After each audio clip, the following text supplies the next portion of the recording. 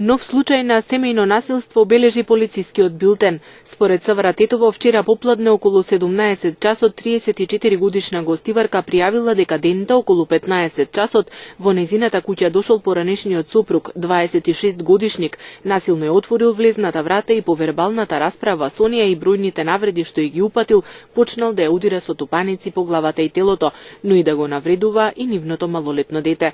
Набрзо тој е лишен од слобода, додека нешто подоцна се обидела да се самоповреди со нож, меѓутоа била спречена од полициски службеници. Се расветлуваат сите поединости поврзани со овој случај, пошто ќе следува соодветен поднесок. Според анализите годинава во секторот за внатрешни работи се регистрирани двојно повеќе поплаки за семејно насилство од лани, а поднесени се и двојно повеќе кривични пријави против насилниците.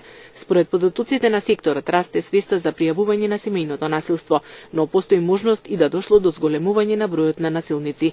Имено во 9 месеци од оваа година на поширокото тетовско гостиварско подрачје поднесени се 40 кривични пријави за семејно насилство, 36 во Тетово и 4 во Гостивар, против исто толку сторители, најмногу мажи. Најголемиот број од насилниците биле сопрузи, поранешни и невенчани сопрузи, потоа синови и татковци и други.